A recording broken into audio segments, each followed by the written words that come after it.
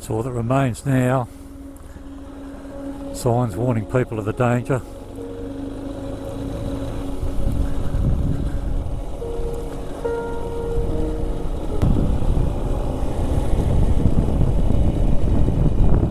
Area closed, asbestos risk. It was dotted with buildings, roads.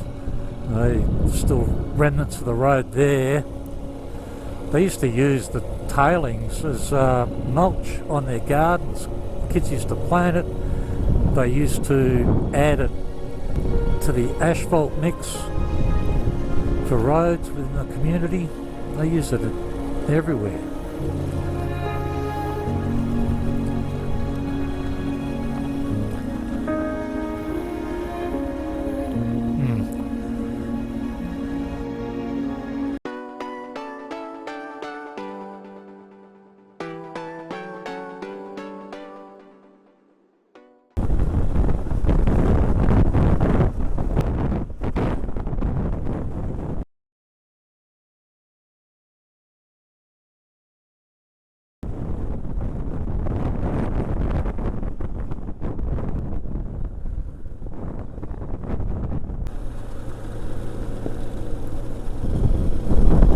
Price 130. We're going to call into Hammersley Gorge, which is just this side of Tom Price. A couple of the guys haven't seen it, so we'll call in there and have a look see.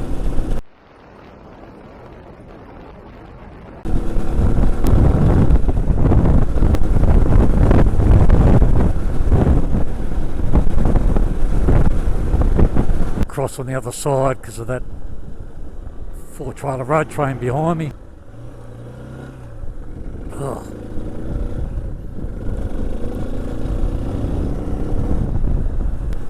I didn't expect this road to be so busy.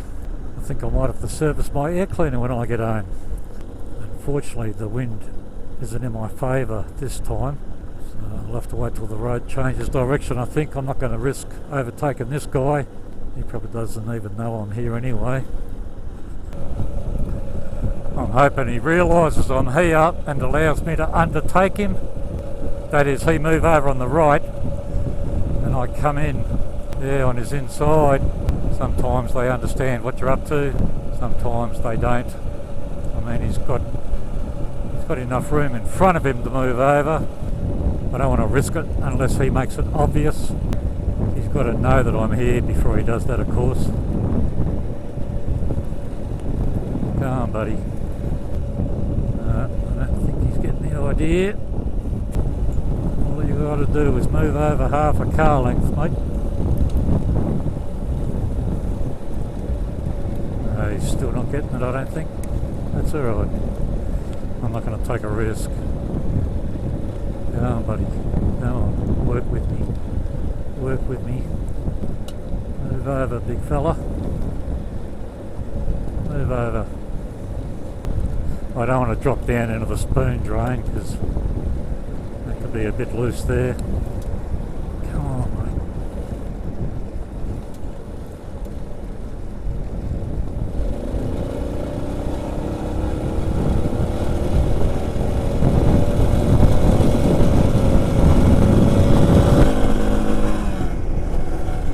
Alright, maybe he'll start checking his left-hand mirror now and allow the others to do that.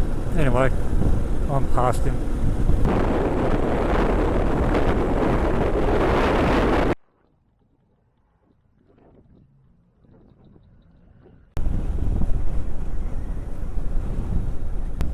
Well, this is Hammersley Gorge. There's a couple of swimming holes here. I doubt whether these blokes will be going swimming, but they might want to walk down to the gorge, have a look.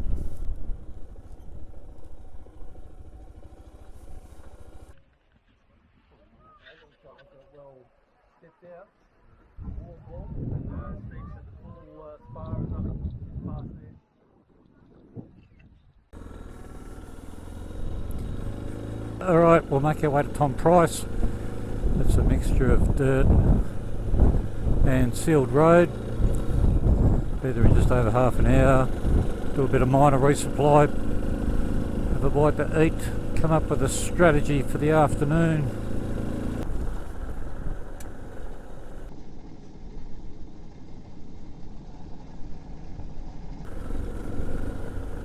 don't see that every day.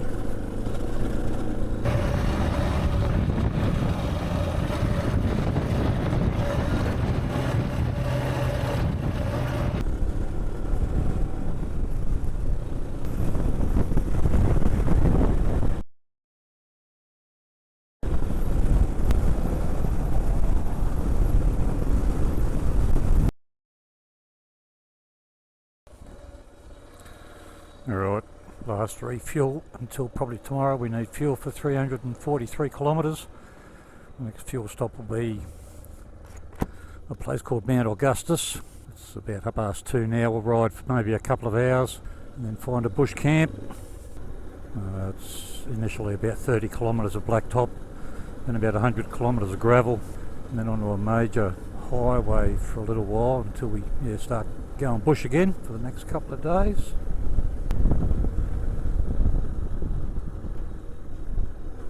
Feature to our front, that's called Mount Nameless. That is the highest point in Western Australia that you can take a motor vehicle. I don't know the elevation, doesn't really matter. But there is a four-wheel drive track that will take you to the top. It's pretty gnarly. Could you get a DR650 up there? Maybe. Would you enjoy it? Probably not. Probably not. But yeah, the highest point where you can take a motor vehicle here in WA.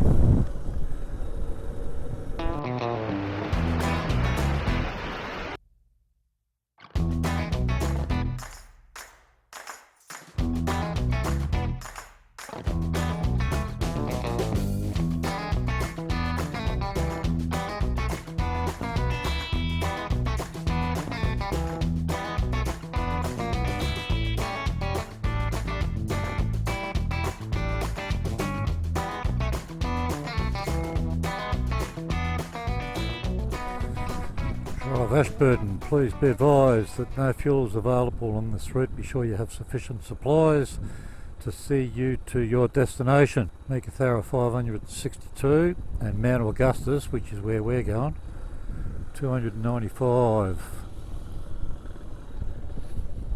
And I know all that.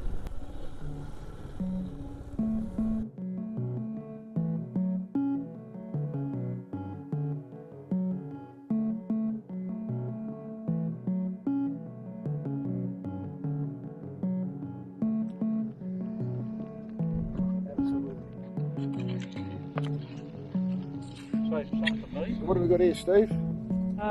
Just a little entree before dinner. The lamb cutlets cooked on the open coals. In outback Australia. Yeah, you don't have to do it tough, or yet. Oh, that's hot.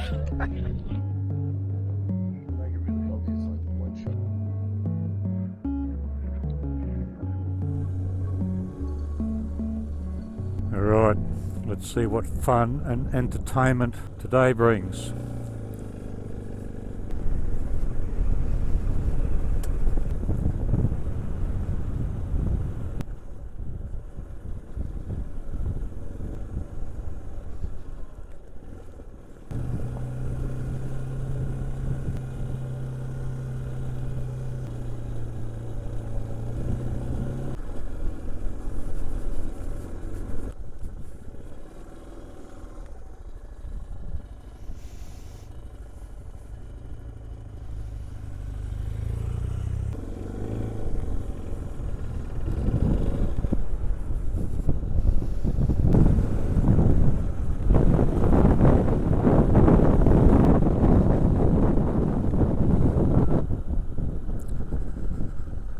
There's not something you see every day, a small haul pack truck, sort of thing you'd find in the mining industry. Obviously broke down, wasn't worth retrieving or recovering. The engine's still in there. Game over, it says on the engine.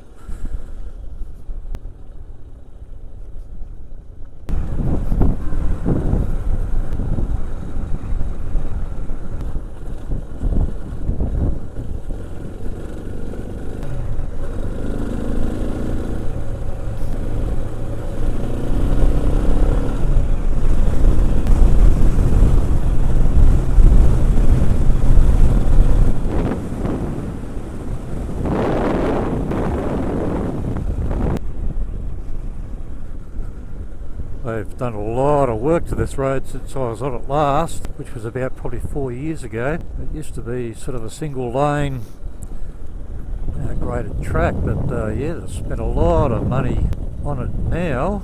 I think the conditions might change dramatically once we get clear of this particular section of roadworks, and it'll go back to what it used to be, but it's been fast flowing up until now, and I don't understand why they would do that, because it wouldn't be a road often used.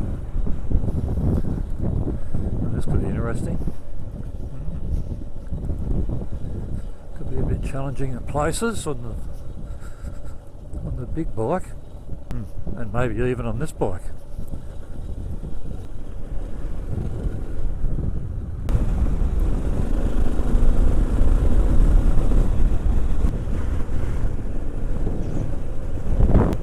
You wouldn't want to be here after rain.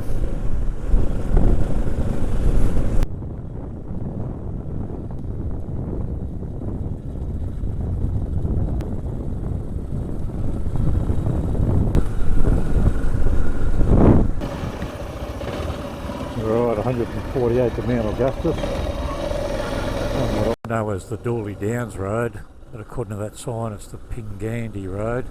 This road is one of my 10 favourite roads in Australia for adventure riding. Stunning scenery, a few twists and turns that keep you on your toes. You don't want to snooze, because if you snooze you'll lose. There is the risk of overshooting some of the corners if you come in a bit hot, but yeah, stunning vistas. Usually it's in pretty good shape. Yeah, I'm sure I'll enjoy the next couple of hours.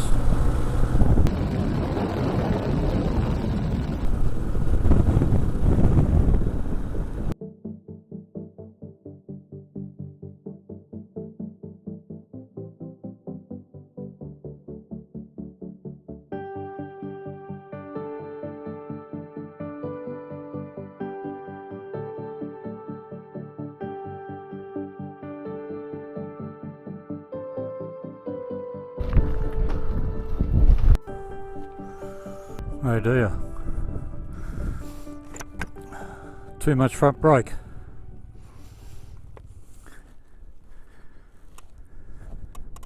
Yeah, too much front brake.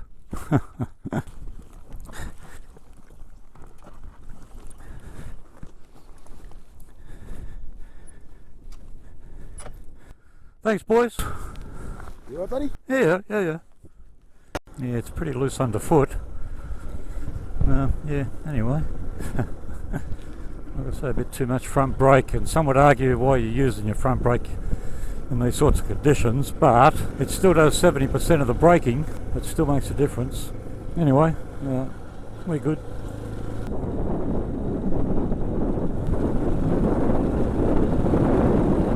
Well, this is Dooly Downs Homestead. It's abandoned now. I think it is on the property of Mount Augustus, the cattle station. But anyway, a couple of the boys might find something interesting to see or do around here, so we'll just spend a little bit of time and crawl around the place.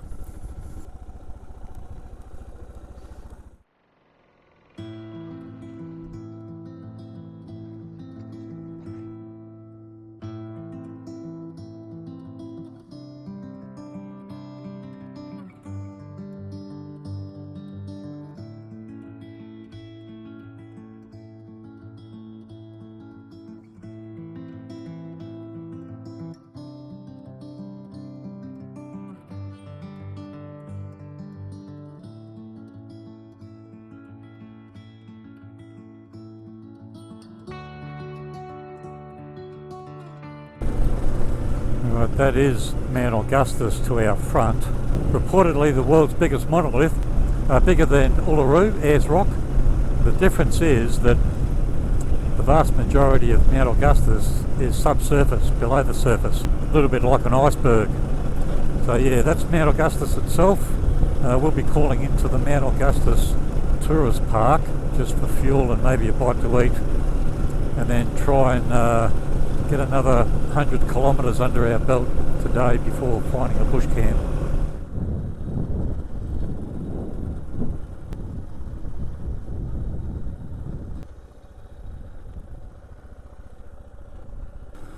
This is a working cattle station, of course. opened up to tourism just to make a few extra bucks. The caravan park is a bit of an oasis in the middle of nowhere, and of course people use this as a base and then go and walk to the summit of Mount Augustus. I think it's about a 12-kilometre return journey. It takes 4 or 5 hours, and people have died doing it in midsummer. The refuelling facilities here are quite basic, and that's okay. This place, Mount Augustus, is going to be the venue for the Off-Centre Rally, the OCR, August 2026. The OCR is a biannual motorcycle rally held in a different part of Australia every other year, and next year it's going to be here. Probably be about 140, 150 adventure riders. The criteria is that it's got to have 200 kilometres of gravel to get there and have some amenities, preferably fuel as well. An interesting place to be next August. I'm going to make the effort and come here. 3 days to get here, day off, 3 days back. It's probably worse ways of spending a week. Alright, down to the end of this track and turn right. Try and get 100 kilometres out under our belt.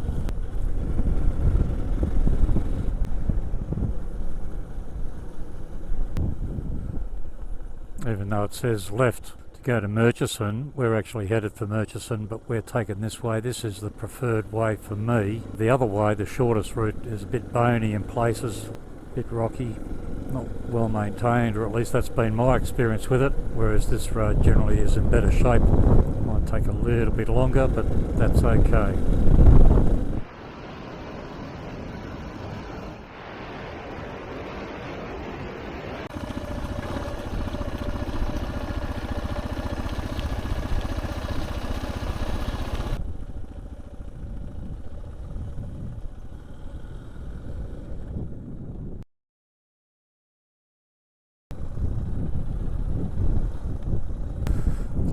Looking for a place to bush camp. It's a bit bony. I mean, we could make it work. Oh, here's alright. Here's okay. Oh, a big stack of wood there. Yeah, this will work. It should be firm enough for the 1200, I think. I mean, looking at my footprint on this bike, as long as it keeps moving, it should be alright. Pick a spot, boys. Pick a spot.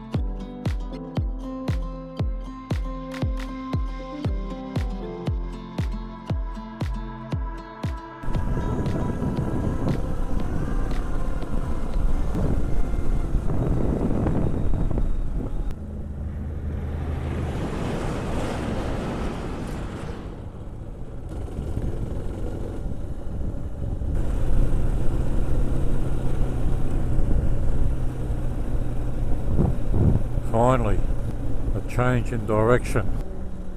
We've been heading west for the morning so far. Now we start heading south. Murchison Settlement, 226 kilometres. This is the Carnarvon-Mullowa Road. Mullowa 423. I wonder if we'll make Mullowa today. Might do.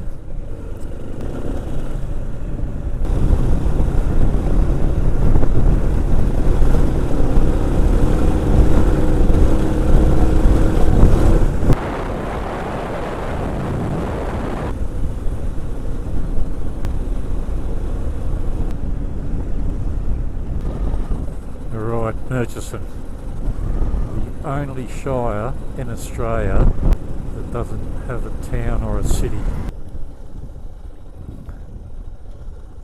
We'll get fuel, we'll need fuel. Dave's got a problem with his bike, seems to be starving for fuel. He's not sure whether it's bad fuel or what the problem is. He's got a couple of tools with him that he can use to diagnose. Yeah.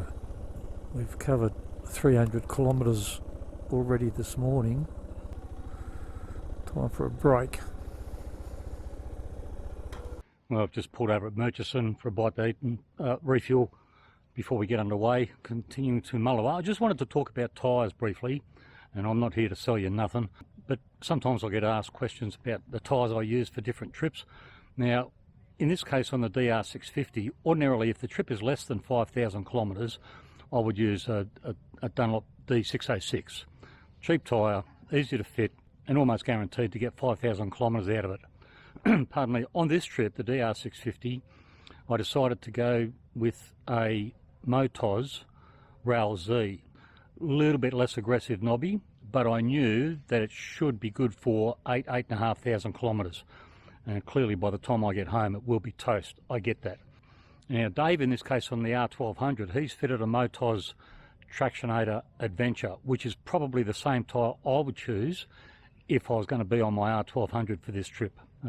It's guaranteed to get him home and still have a little bit of tread left for another couple of thousand kilometres after that.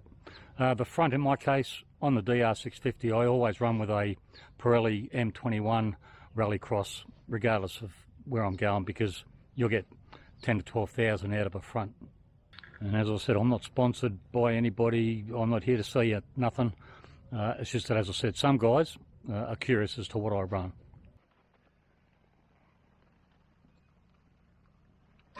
Okay, so what's the fix? Tom, you look like something out of Mad Max.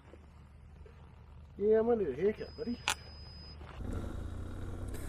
Alright, Dave's been able to diagnose the problem with his bike. Works out it's an O2 sensor, which is defective. It'll get him home. My understanding is that the O2 sensor makes allowances for the fuel air mixture and makes the changes accordingly. He reckons it felt like it was running a bit lean. That's how he picked up on the problem in the first place, so that makes sense. So yeah, O2 sensor. Could have taken a knock from a rock or something like that. They're not exposed, but there's certainly a chance that could happen. But anyway, as I said, it'll get him home. Alright, 2 hours of blacktop, single lane in most cases, single lane blacktop, 200 kilometres south to Mullowa.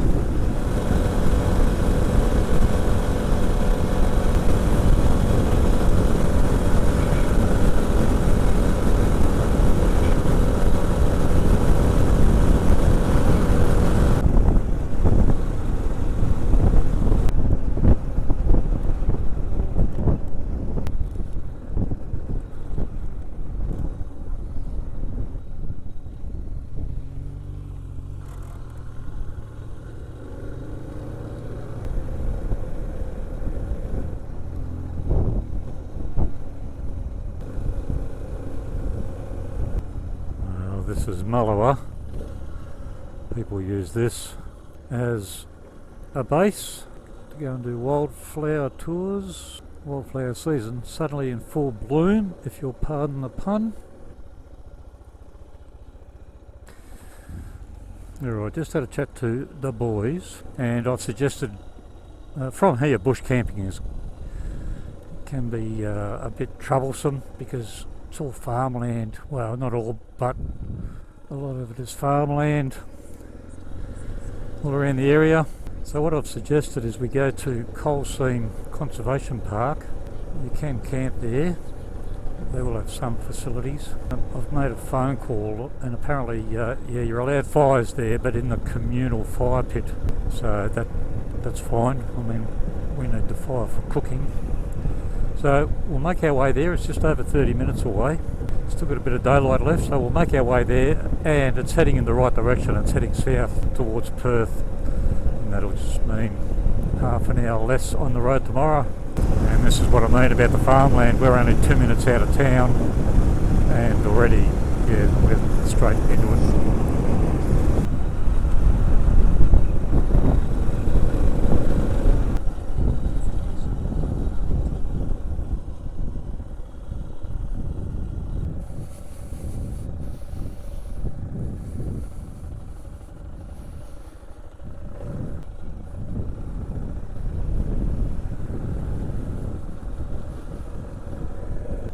I expect there'll be a few people here, grey nomads, touring the wildflower region here in Western Australia. That sign there indicated no fires, but I was told that yes, you could have a fire in the communal fire pit, so that's what we'll do. Camping to the left, day use to the right. Please, campers only beyond this point, thank you. Okay, yeah, well that's us. Alright, well we can't stay here.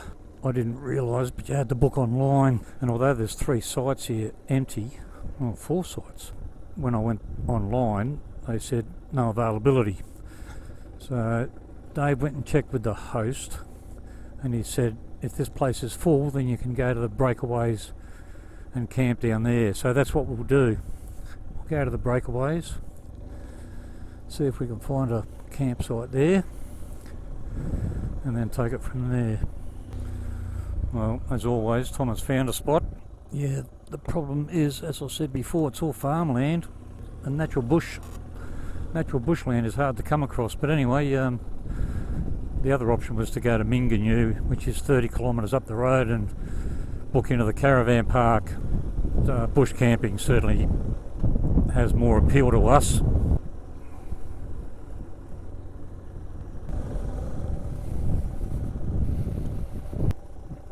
Could have some trouble lighting a fire tonight, maybe. Then again, maybe not. An old track of some sorts must have led to somewhere once upon a time.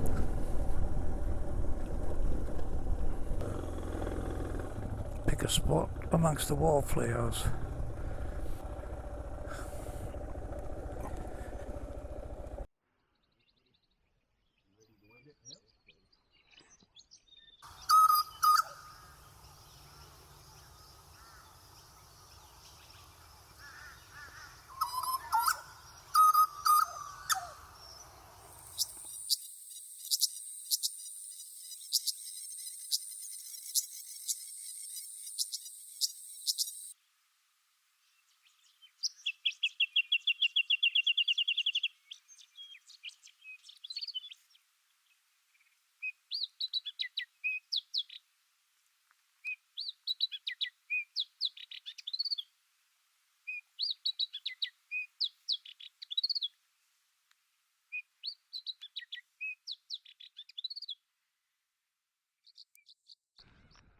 This is the morning of day 28, so 4 weeks on the road for us. By the time we get home, we would have covered close to 9,000 kilometres over the 4 weeks.